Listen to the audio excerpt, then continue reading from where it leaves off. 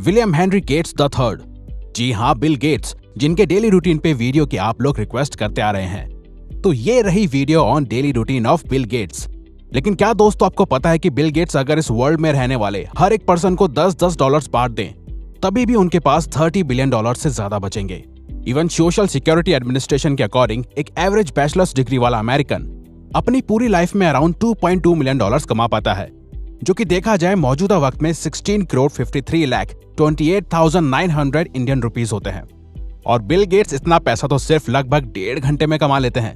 तो दोस्तों इसीलिए आपकी काफी रिक्वेस्ट के बाद हमने ये वीडियो बहुत रिसर्च करके बनाई है, ताकि हम आपको बिल गेट्स के डेली रूटीन पे बेस्ट वीडियो दे सकें। और सिर्फ इतना ही नहीं, बल्कि हम उनसे जुड़े कुछ अमेजिंग फैक्ट्स और उनके बुक रीडिंग के 3 इंपॉर्टेंट रूल्स भी आपके साथ शेयर करेंगे।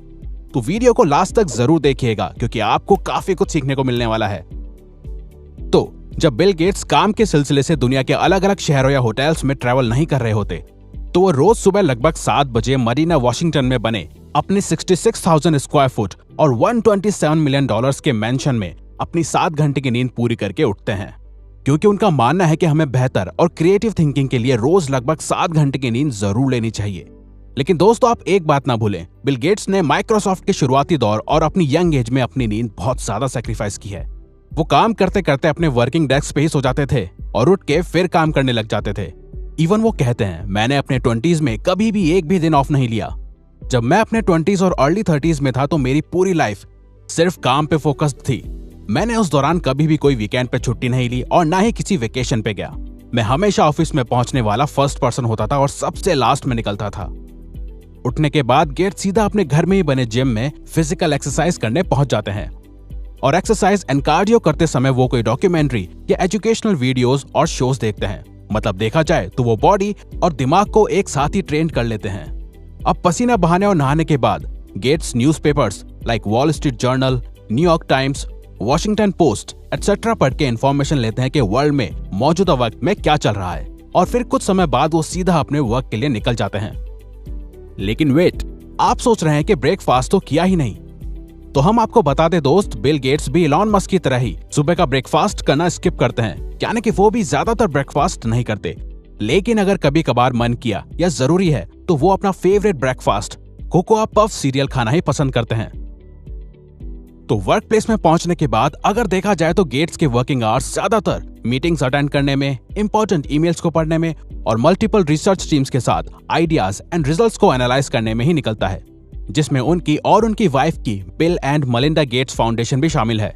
और आपने गेट्स की चैरिटी और डोनेशंस के बारे में तो सुना ही होगा, लेकिन फोर्ब्स मैगजीन के अकॉर्डिंग बिल गेट्स इस समय वर्ल्ड के सबसे रिचेस्ट पर्सन के पायदान पे होते, अगर उन्होंने 1994 से अब तक 50 बिलियन डॉलर्स सिर्फ रिसर्च और चैरिटी में ही डोनेट नहीं किए होते।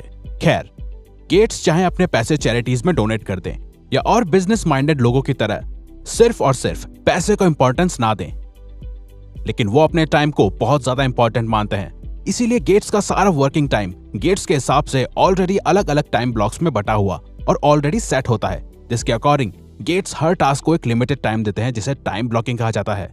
और इसी टाइम ब्लॉकिंग सिस्टम को इलॉन मस्क और कैल न्यूपोर्ट भी फॉलो करते हैं। अगर आपको टाइम ब्लॉकिंग कैसे करते हैं सीखना है तो कमेंट बॉक्स में कमेंट करके बताइए। अब इसी शेड्यूल के बीच में आता है समय जब बॉडी को एनर्जी की जरूरत होती है, और तब आता है लंच टाइम। वैसे देखा जाए तो गेट्स लंच में अपनी चॉइस के हिसाब से अलग अलग मील्स ले लेते हैं, लेकिन काफी इंटरव्यूज में उन्होंने बताया है कि उनकी फेवरेट मील चीज बर्गर है।